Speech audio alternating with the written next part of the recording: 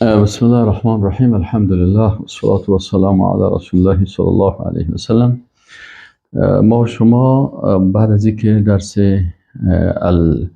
المالک و الملک و الملیک الله سبحانه و تعالی، یعنی این سه اسم از اسماء الله الحسنا را خواندیم، نوبت میرسه به این که ما با این اسمها چه قسم زندگی بکنیم. خب اول چون الله سبحانه و تعالی مالک دنیا و آخرت است، ما و شما این قسم زندگی میکنیم که این مال که ما فعلا داریم، یا مثلا اگر لباس داریم یا پول در جیب خود داریم یا مال داریم یا کسی خانه داره یا موتر یا زندگی، مالک حقیقی از اینا الله سبحانه و تعالی هست و ما فقط مالک مجازی هستیم به شکل موقتی. همین مالها پیش ما هست، نباید با این مال که چند روز موقت پیش ما هست در این مغرور شویم، چون مالک همه، مالک آسمان ها، مالک زمین، مالک من، مالک چشم ما و مالک دست ما و مالک قلب ما، این کلش امانت های الله هست پیش ما.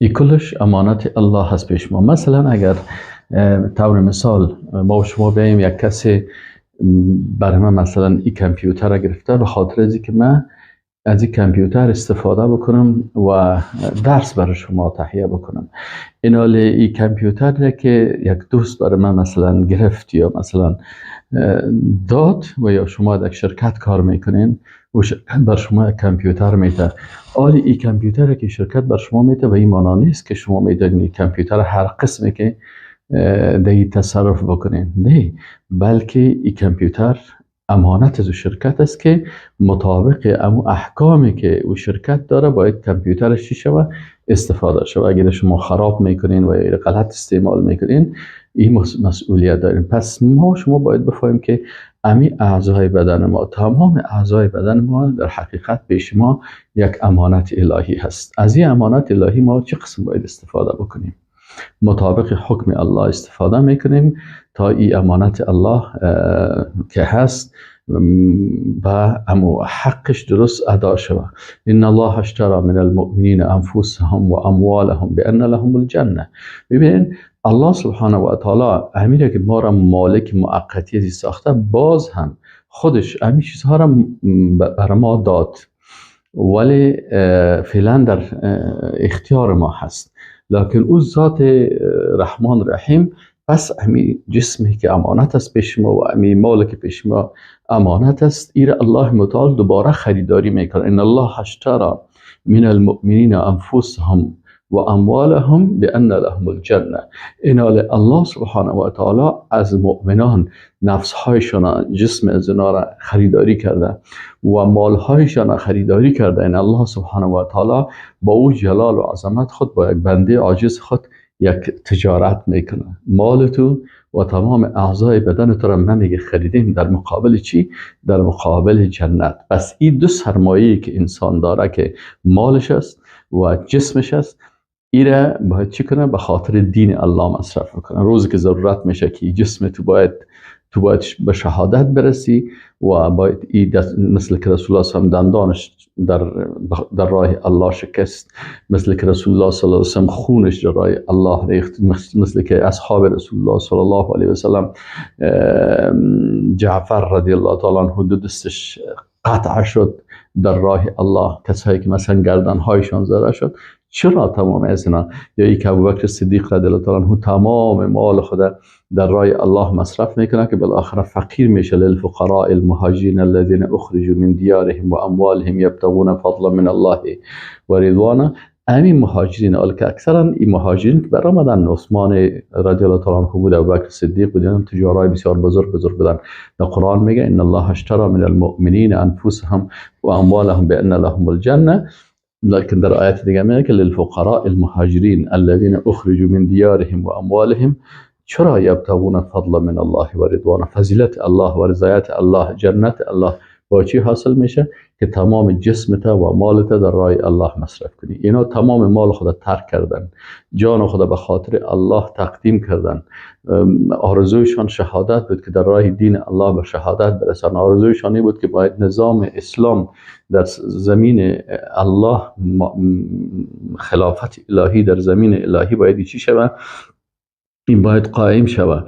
به همین خاطر خلافت ابوبکر صدیق، خلافت عمر فاروق، خلافت عثمان، خلافت علی رضی الله تعالی عنهم اجمعین، ای کل از اینا چه وقت قائم شد؟ وقتی که اینا مال خود و جسم خود به خاطر دین الله قربان کردن و امرای الله قرارداد کردن که ان الله اشتری من المؤمنین انفسهم و اموالهم بان لهم الجنه.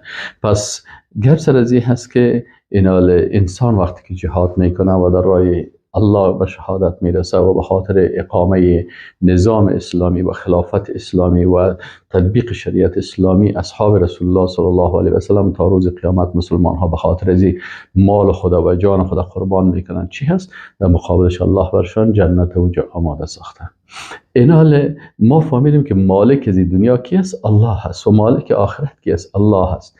مالک میزان، مالک حساب، مالک جزا، مالک همه از اینا کلش الله سبحانه و تعالی است. بنا نباید به این مال چند روزه دنیوی مغرور شویم، بلکه بفهمیم که مالک حقیقی در حقیقت مالک هر چی الله است. این امانت چند روز در نزد ماست. خب و آنچه که در دنیا و آخرت است، این فهمیدیم که متصرف در این کائنات کی هست؟ اصل متصرفی که شب روز میسازه، روز شب میسازه، برای ما زندگی میده، زندگی ما ختم میشه. مثلا من نفهم 5 دقیقه بعد آیا ما زنده هستیم یا نیستیم. این حالی کل چی است؟ مالک متصرف در وجود ما و مالک متصرف در تمام این کائنات الله سبحانه و تعالی است. و نشان میده الله سبحانه و تعالی قدرت خدا و عظمت خدا و تصرف خدا.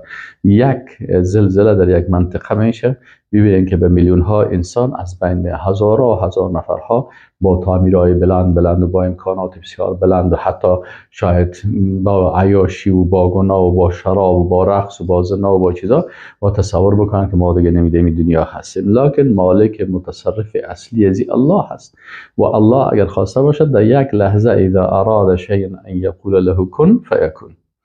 دیگه بناء ما شما باید بفهمید مالک متصرف دی الله هست. نه پیغمبر تصرف کرده میتونن، نه ملائکه تصرف کرده میتونن، نه جن تصرف کرده میتونن، نه اولیاء الله تصرف کرده میتونن. مالک تمام مالک متصرف ازی الله هست. مالک دنیا و آخرت. این حال الله هست که یقلب اللیل و النهار، شب و روز تغییر میده. الله هست که سخر الشمس و القمر، آفتاب و مهتاب مسخر ساخته.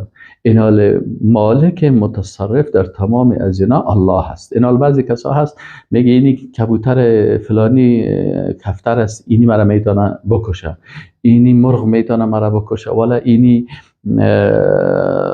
بربو میتونه مرا صحت بده، اینی شخص مثلا خاک قبرش بخورم دندان مرا خوب میکنه، اینی شخص مثلا مرا بچه میده. این پس او در حقیقت به صفت مالک بودن الله که مالک متصرف است متاسفانه این درست نفهمیده و کسی برش یا غلط فهمانده یا خودش درست نفهمیده یا تفکر نکرده. ولی اگر بفهمیم که مالک دنیا و آخرت الله هست و مالک متصرف دنیا و آخرت الله هست، بنده نمیتونم، من برای کس شفا داده نمیتونم. کس میگه که بهبر من مثلا من برادر ابراهیم علیه السلام برای ما معرفی میکنه که و اذا مرضت ما که مریض شوم که پیغمبر الله هستم، ولی الله هست. ابراهیم علیه السلام خودش پیغمبر الله هست، فرزندایش، اولادایش، نواسایش، کواسایش، حتی آخرین نواسایش که مثلا رسول الله صلی الله علیه و سلم است و دیگه اولادهای رسول الله صلی الله علیه و سلم، مثلا اینا رو ببینین، نبیین، صدیقین، شهدا، صالحین، در اولادی ازی چه قضیات هستند، چقدر نبیین و صدیقین و شهدا و صالحین در اولادی ابراهیم علیه السلام است و خودش چی مقام داره. با وجود از این همه که مالک متصرف الله هست، شفا دهنده الله هست. و اذا مرضت فهو یشفی، یطعمنی و یسقین. او مرا طعام میده، او مرا آب میده، او مرا سیراب میسازه. و اذا مرضت، وقتی که من مریض شوم، فهو یشفی. این هست فهمیدن درست مالک متصرف، اسم مالک الله سبحانه و تعالی. مالک حکم و قضا هست، فهمیدیم که حکم کی میکنه؟ الله میکنه.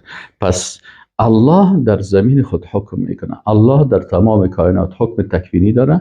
بنابراین ما عقیده داریم که حکم تکوینی الله بالای زمین، آسمان، کوها، دریاها، سیارات، نظام شمسی، بالای تمام از اینا حکم الله نافذ است و ما با چشم خود میبینیم. حتی یک کافر مثلا در جسم ما، در روح ما، در چشم ما، در بدن ما حکم الله هست. یک کسی کافر است لکن با وجود هم حکم تکوینی الله سر از جاری هست، زندهش کرده. روزی که میخواد الله سبحانه و تعالی روحش قبض میکنه و از بین میبریش و هیچ چیز کردن نمیتونه. چرا؟ مالک متصرف و حکم الله بالای ازی است. اینی میقسم حکم قضایی الله سبحانه و تعالی، یعنی حکم تشریعی الله سبحانه و تعالی هم حاکم الله هست. پس الله هست که مثلا قرآن نازل کرده، وحی جلی، احادیث رسول الله صلی الله علیه و سلم به شکل وحی خفی به رسول الله صلی الله علیه و سلم تعلیم داده است. این کل چیز حکم الله هست. پیغمبر مبلغ است، مبلغ است، تبلیغ میکنه. چی تبلیغ میکنه؟ حکم الله را تبلیغ میکنه. در یک چیز عادی نمیتونه پیغمبر صلی الله علیه و سلم از دل خود کار بکنه. چرا؟ الله سبحانه و تعالی روزی که رسول الله میگه من عسل نمیخورم، الله برش میگه یا ایها النبی لما تحرم ما احل الله لك، چرا چیزی که الله بر تو حکم کرده و حلال ساخته چرا تو رو حرام میسازی؟ این حق تو نداری. بناهن وقتی حاکم الله هست، حکم کننده الله هست، ما باید حکم الله سبحانه و تعالی را بالای خود تطبیق بکنیم و الله را حاکم خود بدانیم که بر ما حکم میکنه.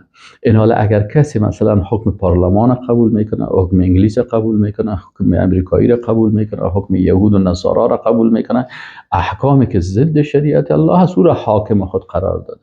بنابراین اینجا در صفت حاکم و حکم الله و مالک الله این مشکل پیدا کرده. الله را درست نشناخته و یا شناخته قبول نداره. چرا؟ اگر قبول داری پس الله مالک دنیا و آخرت الله هست، حکم دنیا و آخرت مالک حکم هم الله هست، مالک فیصله هم الله هست. پس این را فهمیدیم. دیگه با این شکل زندگی میکنیم. حکم یک کسی میگه که بی حکم مرد یک ببخشی من می حکم تو را قبول کرده نمیتونم. چرا؟ به خاطر ازی که من عقیدیم است اگر حکم تو را قبول بکنم از دایره ایمان خارج میشم. دیگه فهمیدیم که الله هست که مالکیت برای هر کسی بخواد الله مالکیت میده. مثلا برای یک چیز میده، برای یک کسی دیگه چیز دیگه میده. پس این هم مربوط به کی میشه؟ مربوط به الله سبحانه و تعالی میشه. این حال الله هست مثلا برای یکی خانه داده، برای یکی نداده. ما به قضا و قدر و فیصله الهی تسلیم هستیم. یک نفر بسیار عقل داره، بسیار عقل داره، لکن با وجود اینم یه عقل خود این مال نداره.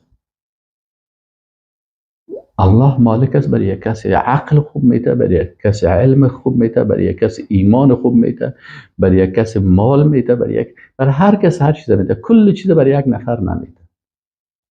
این حال به بهترین دوستای خود الله چی دادن؟ که پیغمبر بودن عقیده توحید دادن. این حال به رسول الله صلی الله علیه و سلم الله سبحانه و تعالی به رسول الله صلی قصر داد، تعمیرها داد، زمینها داد، ایداد به رسول الله صلی الله علیه و سلم کلام خدا داد که این کتاب توحید است.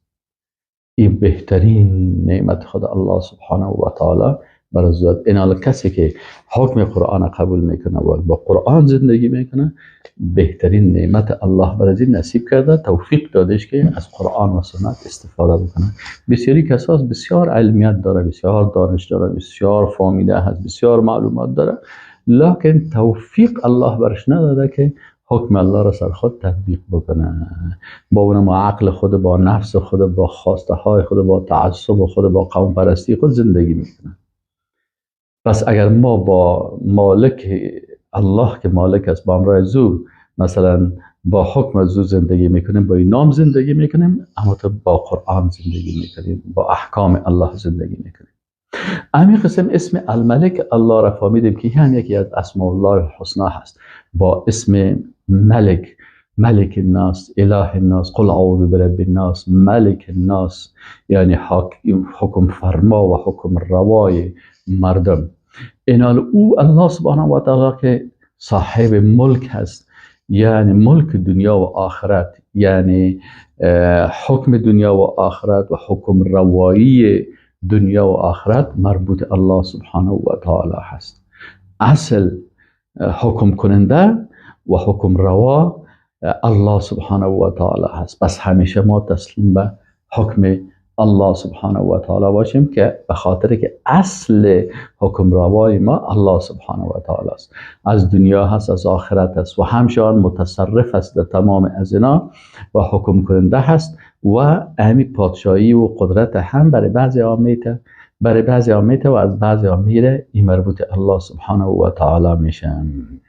خب دیگه فهمیدیم که از صفات الله سبحانه و تعالی الملیک است. وقتی که فهمیدیم الملیک است، فهمیدیم که این الملیک هم دلالت به امی المالک و الملک میگه، یعنی هم به دلالت به آنچه که مالک است. یعنی وقتی که میگیم الله سبحانه و تعالی ملیک است، یعنی مالک صاحب دنیا و آخرت است و حکم روای دنیا و آخرت است، مالک متصرف دنیا و آخرت است، او حکم روا هست هم در دنیا و هم در آخرت. اینال این صیغه مبالغه هست. اینال به این معنا که الله سبحانه و تعالی همه از اینا را، هر قدر مخلوقات به هر کمیتی که است، مالک و صاحب و حکم روای از اون الله هست. و با هر کیفیتی که این مخلوقات هستن، اگر ملائکه هست، اگر عالم انسان است، اگر عالم جن است، اگر عالم حیوان است، اگر عالم نبات است، عالم طیور و پرنده ها هست، تمام عالمیانی که هستن مالک از اینا و ملک از اینا، صاحب از اینا و فرمان روای از اینا الله سبحانه و تعالی هستن به شکل ازلی و ابدی. کلش مربوط الله هست، مالک کل از اینا الله هست. پس ما با اینمی عقیده زندگی میکنیم که مالک ما الله هست، مالک متصرف کائنات الله هست، مالک آخرت الله هست، مالک متصرف آخرت الله هست، حکم روای دنیا الله هست، حکم روای آخرت الله هست. حکم باید از الله تطبیق شود و شریعت الله تطبیق شود و حکم روایی الله تطبیق شود. اگر کسی قرآن و سنت قبول داره، صفت مالک هم قبول کرده، صفت ملک هم قبول کرده و صفت الملیک هم قبول کرده. اما اگر کسی میگه که نیمه دموکراسی میخوایم، ما نظام پدرای خودم میخوایم، قوم پرستی میکنه، یا نظام های مثلا ضد شریعت الله، نور است که ظلمات، تاریکی ها، کلی احکام و این نظام هایی که نظام های جاهلیت است که الله را طاغوت و جاهل گفته.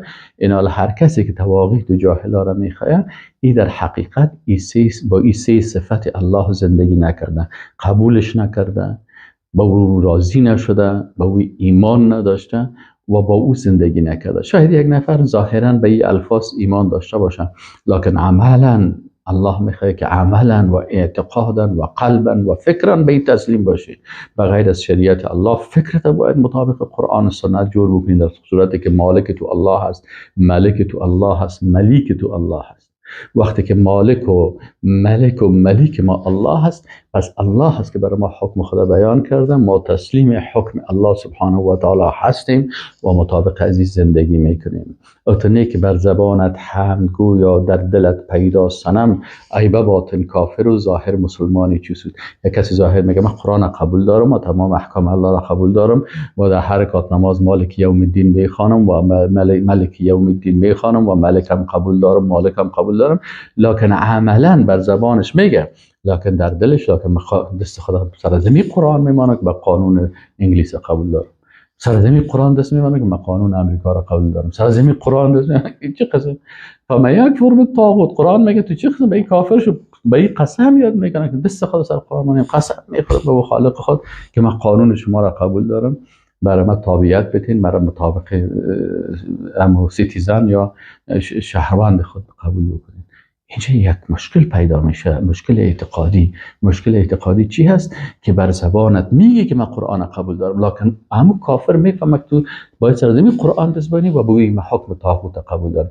هر قانونی که ضد شریعت الله هست و حکم چی است؟ حکم طاغوت است، حکم جاهلیت است. اف حکم الجاهلیت یبغون، کسی که حکم قرآن قبول نکرد، الله میگه حکم جاهلیت میخواین. چی؟ جاهلیت کلاسیک قدیمی باشه و یا جاهلیت مدرن باشه. چی پارلمان کلاسیک باشه به نام دارالندوه و چی طاغوت قدیمی باشه به نام دارالندوه و یا چی هم مجلس طاغوتی معاصر باشه به نام کانگرس و به نام ملل متحد و به نام حقوق بشر و به نام پارلمان و به نام از چیزها. هر کدام از این که ضد کتاب الله و سنت رسول الله صلی الله علیه و سلم بود، این جاهلیت است و طاغوت است. و کسی که او را قبول میکنه، باز اگر میگه که من الله را من حیث مالک و ملک و ملیک خود قبول کردیم، باز در اینجا دروغ میگه. ظاهرا یک چیز میگه لکن قلبش اینجا در ظاهر قرآن میخوانم، مسلمان هستم، لکن عملا و تطبیقا و قانونا و فکرا به این هستم که این قانون سر خود تطبیق میکنم و این را قبول دارم. الله میگه این دشمن الله سیر دوستت نگی، این میخیزه اونجا میگه که نه شما دوستای من هستید. الله میگه که مثلا در بین از این کفار زندگی نکو، کوشش در بین مسلمان ها زندگی بکنیم. این میره میگه نه من در بین زمین کافرها زندگی میکنم. الله میگه به همراه کافرها محبت نکو، این میگه من محبت به همراه زمین میکنم. اینا چطور شده میتونه که مثلا هم یک نفر بگه من شریعت الله را قبول دارم و هم قانون طاغوت قبول دارم، هر دوی از این با هم جمع میشه؟ ابدا جمع نمیشه. پس الله متعال ما شما را توفیق بده که صفات الله را بفهمیم، بشناسیم و مطابق از اینا زندگی بکنیم. و السلام علیکم و رحمت الله و برکاته.